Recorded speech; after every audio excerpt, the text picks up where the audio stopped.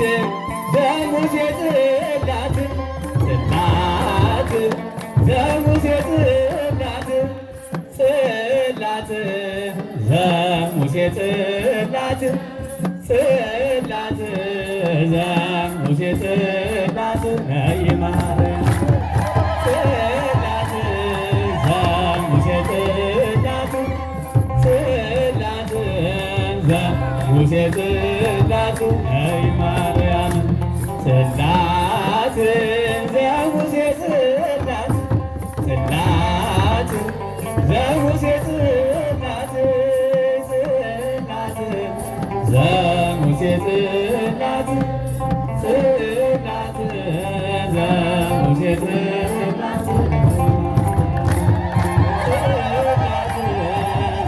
ዘሙሴ ጽላት ጽላት ዘሙሴ ጽላት በስመ አብ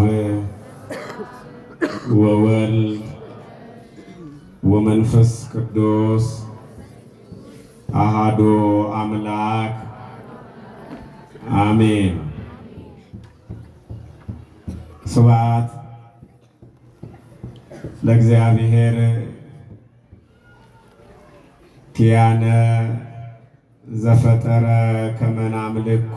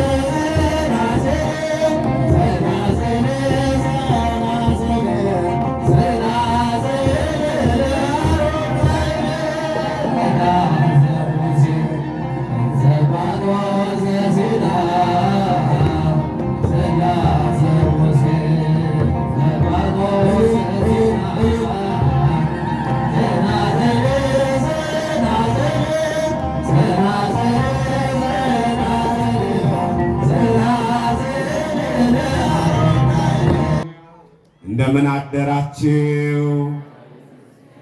እንደምን እስከዚህ ሰዓት ደረሳችሁ? አሜን። ልዑል አምላካችን ቅዱስ እግዚአብሔር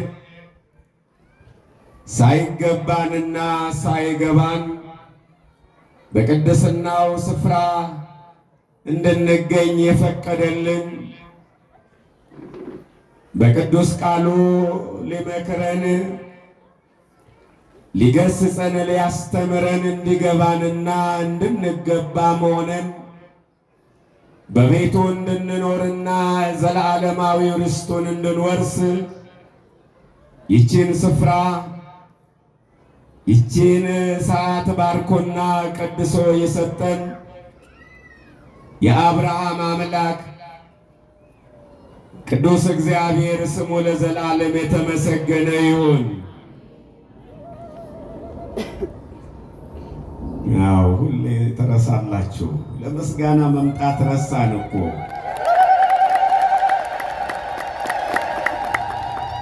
አትርሱ፣ አትርሱ። ዓላማው እዚህ የመጣ ነው ለማመስገን ነው። ለምንድን ነው የመጣ ነው? ለማመስገን ብቻ ነው። እንዴት ምስጋና ይረሳል? ምስጋና ረሳችሁ ማለት ራሳችሁንም ረሳችሁ ማለት ነው። እውነት ወይስ ሐሰት? ምክንያቱም ሰው የቆመበትን ቦታ ካላወቀ ራሱን አያውቅም ማለት ነው። ራሳችንን እንድናውቅ እግዚአብሔር አምላካችን ይርዳን።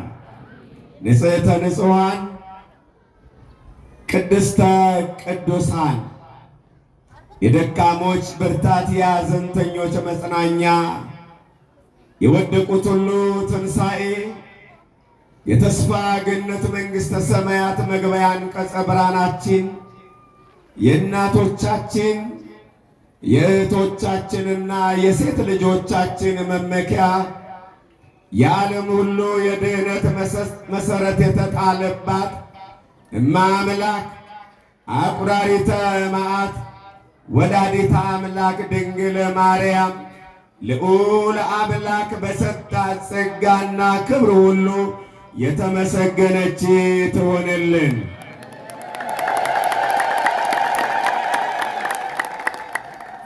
የቅዱሳን መላእክት፣ የጻድቃን የሰማዕታት በረከታቸው ረድኤታቸው በሁላችን አድሮ ይኖር።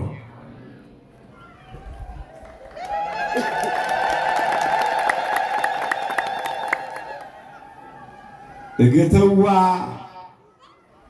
ለጽዮን ወህቀፍዋ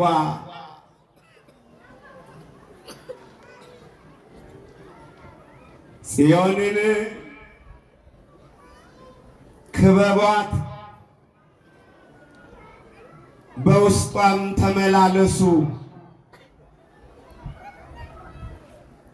ይህንን ኃይለ ቃል ነቢየ እግዚአብሔር ዳዊት በመዝሙር 47 ቁጥር 12 ላይ የምናገኘው ኃይለ ቃል እግዚአብሔር በየዘመናቱ ለእኛ የሚገባውን የሚጠቅመውን በቅዱሳኑ በሊቃውንቱ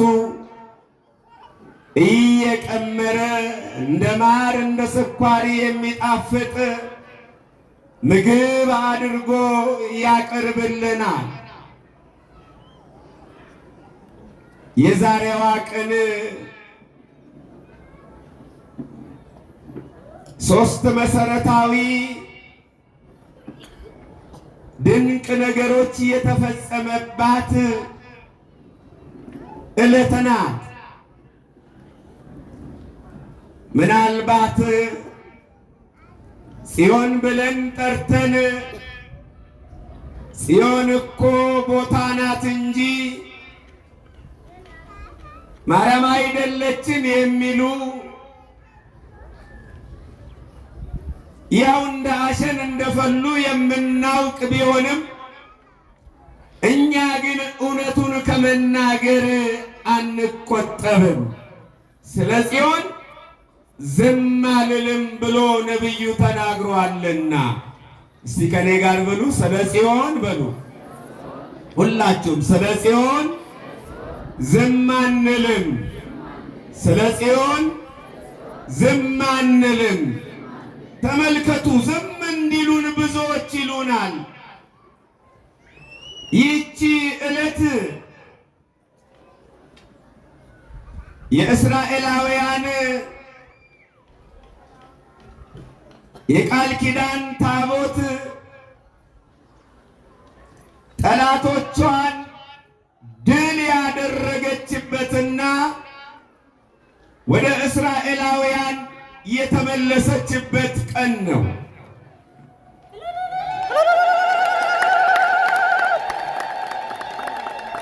ይህም የሆነው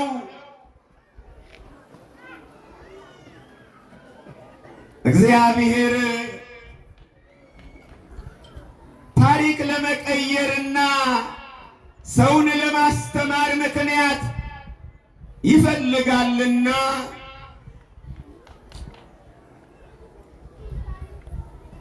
ሊቀ ካህናቱ ኤሊና ልጆቹ አፍኒንና ፊንሐስ እግዚአብሔርን በደሉ ይላል። ማንን በደሉ? እግዚአብሔርን በደሉ።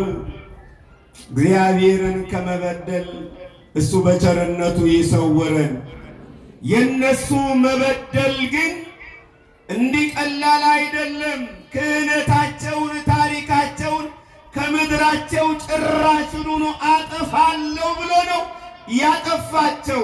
ለዘላለም ከመጥፋት እግዚአብሔር ይሰውረን። አዎ በዚህ በደላቸው ጦርነት ተነሳ ይላል። አንደኛ ሳሙኤል ምዕራፍ 4 ጀምረን ብንመለከት ሙሉ ታሪኩን እናገኛለን። ራእይ ከእስራኤል በራቀበት፣ ሕልም በራቀበት፣ የእግዚአብሔር ክብር ከእስራኤላውያን በራቀበት ዘመን እግዚአብሔር ሳሙኤልን አስነስቶ ነበርና እነዚህ የበደሉትን ይቀጣ ዘንድ ጦርነት ተነሳ ይላል። ጦርነቱ ሲነሳ ታቦተ ጽዮን ተማረከች ይላል። ታቦተ ጽዮን ምን ሆነች? ተማረከች። እንዴት ታቦት ይማረካል? እንዴት ታቦት ይሰረቃል? እንዴት ታቦት ይጠፋል ብሎ ለሚጠይቁ ይህንን ያንብቡ።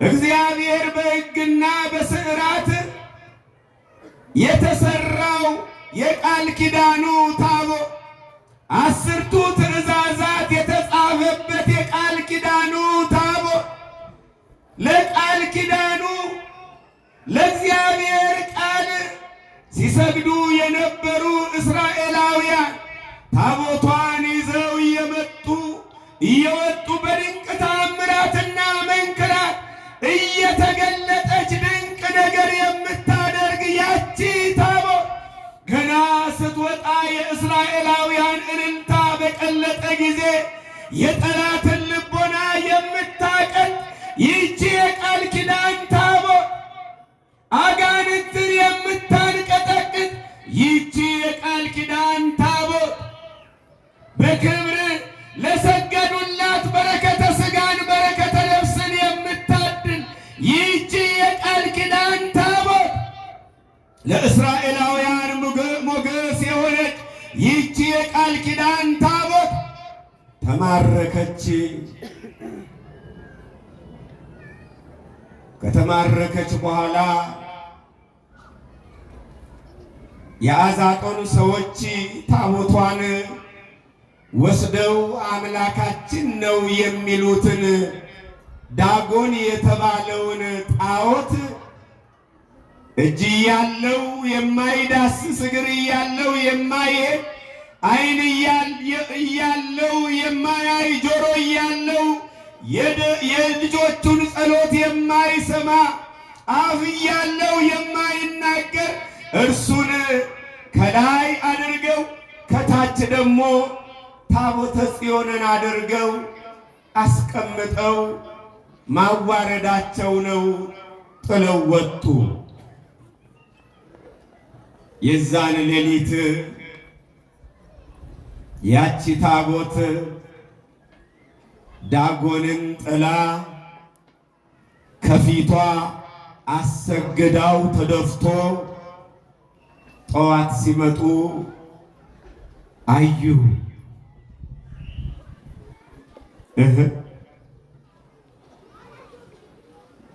አምላካችንን ማን ጣለው? ይገርማል። የሚጣል አምላክ የሚገፋ አምላክ፣ እርሱ ግን አቅም የሌለው አምላካችን ብለው ጠሩት። የተደበቀ ሰው አለ አሉ። ገቡና ሁሉም ቦታ አዩና መልሰው ዳጎንን አሁንም ከላይ ታቦተ ጽዮንን ከስር አድርገው አስቀምጠው ሄዱ። የባሰ ነገር ጠበቃቸው። እግዚአብሔር ስራ ልስራ ካለ እንኳን በታቦተ ጽዮን ይቅርና በድንጋይ ይሰራል። ይሰራል አይሰራም? ይሰራል። እግዚአብሔር ስሙ ለዘላለም የተመሰገነ ይሁን። ምን ይሰራል ብቻ ሰርቶ ማሳይቶናል አምላካችን እግዚአብሔር። እነዛ ሕፃናት ሆሳዕና በአርያም ሆሳዕና በአርያም ብሩክ ዘይመጽእ በስመ እግዚአብሔር እያሉ ሲያመሰግኑ ጸሐፍት ፈሪሳውያን ተጠራጣሪ ከሃዲያን ለሥጋቸው ምቾት ያልሆነላቸው መምህር እነዚህን ሕፃናት ዝም አሰኛቸው፣ ላንተ የማይገባ ክብር እየሰጡና እያመሰገኑ ነውና አሉት። ጌታ ስሙ ለዘላለም የተመሰገነ ይሁንና ጌታ መድኃኔዓለም እነዚህ ሕፃናት ዝም ቢሉ፣ እነዚህ ደቀ መዛሙርት ዝም ቢሉ የቢታንያ ድንጋዮች አንደበት አውጥተው እያመሰገኑ ይመጣሉ ባለ ጊዜ የቢታንያ ድንጋዮች ከተራራው እየተፈነቀሉ ይገርማል፣ እየተፈነቀሉ በተአምር ሆሳዕና በአርያም ሆሳዕና በአርያም ሆሳዕና በአርያም ብሩክ ዘይመጽእ በስመ እግዚአብሔር፣ በእግዚአብሔር ስም የመጣ አምላክ ኢየሱስ ክርስቶስ ብሩክ ነው፣ መድኃኒት ነው፣ አዳኝ ነው እያሉ እያመሰገኑ መጡ። የቢታንያ ድንጋዮች እግዚአብሔር ስሙ ለዘላለም የተመሰገነ ይሁን። በድንጋይም ተአምር ያደርጋል። እንኳን በእናንተ ሕይወት ባላችሁ በራሱ አርአያና ክብር የፈጠራችሁ ይቅርና እንኳን በካህናት ይቅርና እንኳን በቅዱሳን ይቅርና እንኳን በእመቤታችን ይቅርና እንኳን በቃል ኪዳኑ ታቦት ይቅርና አይጠቅምም ብለን የድንጋይም ክብር አለው አይደል? አዎ የከበረው ድንጋይ ይሄው ቤተ መቅደስ እንደዚህ ይሰራበታል። የዚህ ዓለም ሰዎች እንደው ለቤተ መቅደስ መስሪያ ድንጋይም ሆነው የሚገኙ አይመስሉኝም። ምክንያቱም እግዚአብሔር የመረጠው ድንጋይ በሜሮን ተቀብቶ ሲሳም ይኖራል እድሜ ልኩን አይደል እንዴ? ያልታደለ ደግሞ ሜዳ ላይ በቆሻሻ ሜዳ ላይ ተጥሎ ይገኛል። ወገኖቼ እናንተ እግዚአብሔር በምህረቱ በይቅርታው በቸርነቱ በፍጹም ፍቅሩ በክብር የጠራችሁ ታቦት ናችሁ። እናንተም ሳትቀሩ እግዚአብሔር ስሙ ለዘላለም የተመሰገነ ይሁን። እናንተ የእግዚአብሔር ቤተ መቅደስ ናችሁ ብሏል። እናንተ የእግዚአብሔር የቃል ኪዳኑ የመንፈስ ቅዱሱ ማደሪያ ናችሁ ተብለናል። ስሙ ለዘላለም የተመሰገነ ይሁን። ወገኖቼ ይህቺ የቃል ኪዳን ታቦት የባሰ ነገር ሰርታ ጠበቀቻቸው። ሲመጡ እጅ እግሩ ተሰባብሮ አንገቱ ተቆርጦ ደረቱ ብቻውን በታቦተ ጽዮን ፊት ተደፍቶ ተበታትኖ አዩት።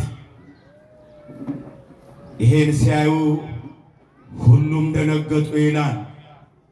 የአጋንንት ልቦና በቃል ኪዳኑ ታቦት ክብር ፊት ይደንግጥ። አሜን በሉ። አዎ ይደንግጥ። አዎ አመስግኑ። ይደነግጥ ይገባል።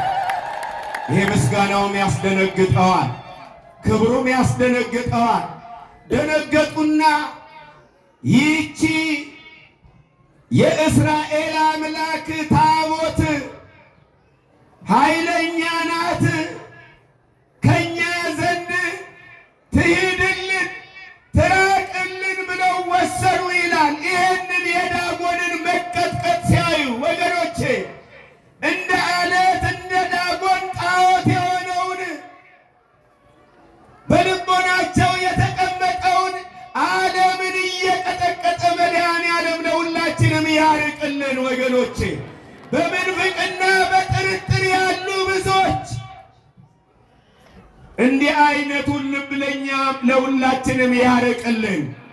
ምክንያቱም ይቺ እነሱ ለክፋት የከበቧት ነገር ግን እስራኤላውያን ለምስጋና የከበቧት ከእሷ ከሚገኘው ጸጋ ለመሰብሰብ ጸጋ በረከት፣ ጸጋ ፍቅር፣ ጸጋ ሰላም፣ ጸጋ ቅንነት፣ ጸጋ እምነት፣ ጸጋ አምልኮት ለመሰብሰብ ከልባቸው ለመስገድ የተሰበሰቡት ጥቂቶቹ እስራኤላውያን ክብር አግኝተውበታል። በዛች በታቦተ ጽዮን ክበቧት እንደተባለ በውስጧም ተመላለሱ እንደተባለ እነዛ በክፋት የተመላለሱ ናው እንደ ሶርያው ንጉሥ ለክፋት እንደፈለጋ ሊያጠፋት እንደፈለጋ በመልአኩ እጅ እግዚአብሔር መቅሰፍት ልቆ ባይቀስፋቸው ኖሮ የእግዚአብሔርን ክብር አያውቁምና አይረዱም ነበረ። እግዚአብሔር ጥበቡን ምስጢሩን ክብሩን እንዲገልጽልን ቅዱስ ፈቃዱ ይሆንልን። ታዲያ ወገኖቼ አሁን ከማርያም ጋር ምን አገናኘው ብሎ የሚጠይቅ ልብ ይኖራል። ወይንም ደግሞ መናፍቃንም ይጠይቃሉ። መልሱ ብዙ ነው። ይሁንና ጥቂቱን እንናገራለን። መዝሙረኛው ዳዊት በመዝሙር 131 ቁጥር 8 ላይ እንዲህ የሚል ቃል አለ። ተንስ እግዚኦ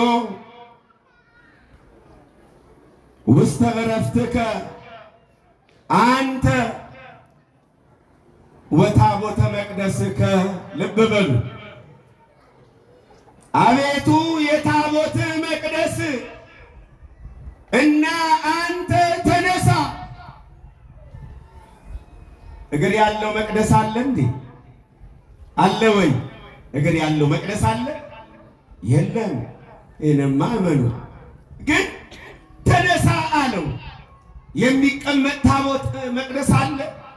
ተነሳ የሚባልበት ይሄ የታቦት መቅደስ የማደሪያ የሆነች የድንግል ማርያም በሥጋ እንደሞተችና እንደገና እርሱ እንደተነሳ ሙስና መቃብርን ድል አድርጎ እንደተነሳ በልጇ ኃይል እሷ ደግሞ እንደገና ነሐሴ 16 ሐዋርያት ከቀበሯት በኋላ እንደምትነሳ የሚገልጽ ነው። ታቦተ መቅደስከ ብሎ ማደሪያ የሆነች የእግዚአብሔር ማደሪያ የሆነች ድንግል ማርያምና አንተ ተነሱ ትነሳላችሁ ብሎ ትንሣኤያቸውን ሲያውጅ ነው ልበ አምላክ ዳዊት። ልብ በሉ። ታቦት አላት። ታቦት ማለት ማደሪያ ማለት ነው። የማን ማደሪያ? ተናገሩ በማርያም። የማን ማደሪያ? የእግዚአብሔር ማደሪያ።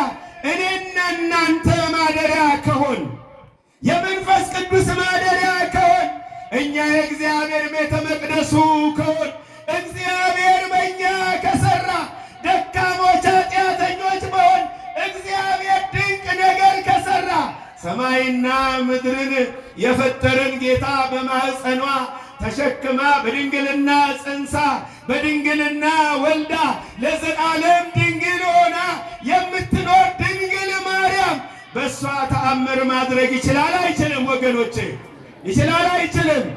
ይቻለዋል። አምላካችን ስሙ ለዘላለም የተመሰገነ ይሁን።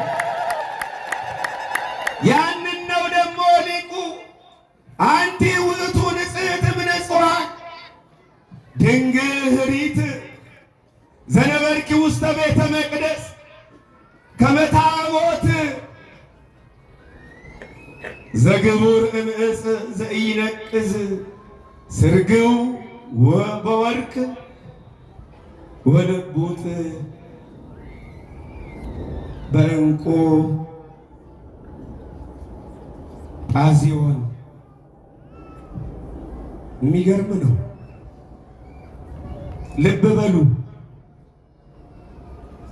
አንቺ ከንጹሐን ሁሉ ንጽሕት፣ ከቅዱሳን ሁሉ ቅድስት፣ ከደናግላን ሁሉ ተመርጠሽ በቤተ መቅደስ ለመኖር የበቃሽ የአምላክ ማደሪያ ለመሆን የተጠራሽ ልክ እንደ ታቦቱ በውስጥና በውጭ ያ የእመቤታችን ምሳሌ ነው። በውስጥም በአፍአም እመቤታችን ንጽሕት በድንግልና ንጽሕት በሥጋ ንጽሕት በነፍስ ንጽሕት በልቦና ናትና ሦስቱን ንጽሕና ገንዘብ አድርጋ ለዘላለም የምትኖር እመቤት ናትና ድንግል ማርያም ልክ እንደ ታቦቷ አንቺ በቤተ መቅደስ በክብር ኖርሽ። ይቺ ታቦት፣ ይቺ እግዚአብሔር ማደሪያ፣ ይቺ እግዚአብሔር መክበሪያ፣ ይቺ እግዚአብሔር መታያ ዛሬ ያለነው በተለይ በዚህ ቦታ ላይ የሥላሴ የቅድስት ሥላሴ ታቦት ባለበት ላይ እመቤታችን መኖሯ እጹብ ድንቅ ሊያሰኝ ይገባል ከሌላው ይልቅ። ለምን? የሥላሴ ክብርና የሥላሴ አንድነት ሦስትነት የታወቀው በዚህ ዓለም መቼ ነው? ጌታችን አምላካችን መድኃኒታችን ኢየሱስ ክርስቶስ በተወለደ ጊዜ አይደለም እንዴ? አዎ፣ በአዲስ ኪዳን ጌታ ከተወለደ በኋላ ነው ምስጢረ ሥላሴ በደንብ የተገለጠው።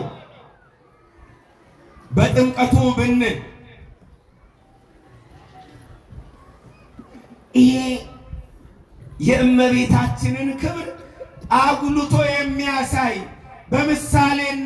በምሳሌነት ምክንያቱም ጽዮን ማለት መጠጊያ ማለት ነውና። ስለዚህ ሰው መጠጊያ መሆን ከቻለ፣ አባት መጠጊያ መሆን ከቻለ፣ እናት መጠጊያ መሆን ከቻለ፣ ካህኑ መጠጊያ መሆን ከቻለ፣ ጳጳሱ መጠጊያ መሆን ከቻለ፣ ፓትርያርኩ መጠጊያ መሆን ከቻለ የሰማይና የምድር ጌታ የነዚህ ሁሉ አምላክ እናት የሆነችው ድንግል ማርያም እንዴት መጠጊያ መሆን አትችልም? ወገኖቼ ትችላለች? አትችልም? የዘላለም መጠጊያ ናት። እንዳው የዘላለም መክበሪያ ናት። እንዳው የዘላለም እኛን የምትቀድስበት የምታነጻበት በምልጃዋ እግዚአብሔርን ጸጋ በረከት ለኛ የምታሰጥበት ክብር ነው። እንዲያውም ድንግል ማርያምን እኮ ዓለም እኮ ምንም አላወቃትም፣ ሊያውቃትም አይችልም። ዘንዶው እንደሚያሳደዳት እያሳደዳት እንዳለ ነገም እንደዚሁ እናንተን ያሳደዷችኋል። እያሳደዱን ነው። መከራ እያጸኑብን ነው። እቺ ቤተ ክርስቲያን መከራ የማታይበት ዘመን የለም። ፈተና የማያት ዘመን የለም። እሷን ለመጣል የማይደክም የለም። አጋንንቱም መናፍቁም ከሃዲው ተጠራጣሪው ዓለማዊው ጨፋሪው ይህችን ቤተ ክርስቲያን በብዙ መንገድ ያስጨንቋታል። ምናልባትም እግዚአብሔርን በማያውቁ ባለስልጣናትም እግዚአብሔር ይህችን ቤተ ክርስቲያን ያስጨንቃታል። በሚያውቁማ በክብር ላይ ክብር ነው ሁሉ የሚጨምሩላት። ማን ይመስገን? ማን ይመስገን? እግዚአብሔር ስሙ ለዘላለም የተመሰገነ ይሁን። ታዲያ ጽዮንን ክበቧት፣ በውስጧ በውስጧም ተመላለሱ። እናንተ ጽዮንን ድንግል ማርያምን ክበባ፣ ዕለት ዕለት ደጅ ጥኗት፣ አልቅሱ፣ አንቡባት፣ መልስ አላት ድንግል ማርያም። ወገኖች ይቻላታል እንደ አምላኳ ድንግል ማርያም። እንኳን ድንግል ማርያም ቅዱሳን ጻድቃን ሰማዕታት በብቃት በቅድስና ሕይወት እያሉ እግዚአብሔር ፍጻሜ ዘመናቸውን የቅድስና ያደረገላቸው ለእኛ የለመነውን ማድረግ አያቅታቸውም። ማን ስለፈቀደላቸው? ማን ስላደላቸው? እንኳን ድንግል ማርያም የአምላክና መላእክት እኮ ባሪያዎች አገልጋዮች ናቸው የእግዚአብሔር። እኛ እኮ ልጆቹ ነን ወገኖቼ፣ እኛ ልጆቹ ነን፣ ወገኖቹ ነን፣ ወንድሞቹ እህቶቹ ነን እኛ። ልዩነቱን ተመልከቱ። ድንግል ማርያም ደግሞ ከእኛ ይልቅ እናቱ ናት። ከዛሬ ጀምሮ ትውልድ ሁሉ ምን ይሉኛል? ብፅዕት ይሉኛል ብላለችና እሷን ከማመስገን እኛ አንቆጠብም። ኤልሳቤጥ እንዳመሰገነች እናመሰግናለን። መልአኩ ቅዱስ ገብርኤል እንዳመሰገነ እናመሰግናለን። ቅዱሳን ጻድቃን ሰማዕታት እንዳመሰገኗት እናመሰግናታለን። ስሟ ለዘላለም የተመሰገነ ይሁን። በእምነት ክበቧት፣ በእምነት ጽናት፣ በምግባር ብልጽግና ክበቧት። ድንግል ማርያምን ተማጸኗት። የለመኗትን የማትረሳ፣ የነገሯትን የማትረሳ፣ የለመኗትን የማትነሳ እመቤት ናትና እጅግ ከሚገርመን ከሚደንቀን በላይ ህሊናሃ ለእግዝእትነ ማርያም ህሊና አምላክ። የድንግል ማርያም ሐሳብ እንደማን ሐሳብ ነው? እንደ አምላክ ሐሳብ ነው። ልብ በሉ። በዚህ ሐሳብነት ድንግል ማርያም ምን ማድረግ አትችልም? ታረጋለች። ሁለተኛው የዛሬው በዓል ከድንኳን ወደ መቅደስ የገባችበት ነው ታቦተ ጽዮን። ሁለተኛው በዓል የዛሬው አንደኛ ነገሥት ምዕራፍ 8 ጀምራችሁ ስትመለከቱ ሶሎሞን ቤተ መቅደስ ሰርቶ ታቦተ ጽዮንን ቤተ መቅደስ ያስገባበት ነው። ሶስተኛው የዛሬው በዓል ያቺ ድንቅ ተአምር ስታደርግ የነበረች የአቢዳራን ቤት የባረከች ዳዊት በሐሴትና በተድላ በፊቷ ያመሰገናት ያቺ ታቦተ ጽዮን በሀገራችን በኢትዮጵያ መታ አክሱም ጽዮን የገባችበት ዕለት ነው ዛሬ። እግዚአብሔር ስሙ ለዘላለም የተመሰገነ ይሁን።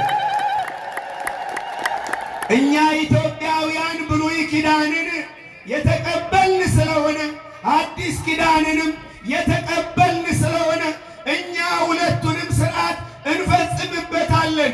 እግዚአብሔር ተው አለን እንዴ? አለን እንዴ? አላለንም። እንደውም በክብር ላይ ክብርን ያገኘ ነው። በምድር ታቦት እንዳለ በሰማይ ታቦት አለ እኮ። ምን ይደንቀናል? ዛሬም በሰማይ ታቦት አለ። ይሄንን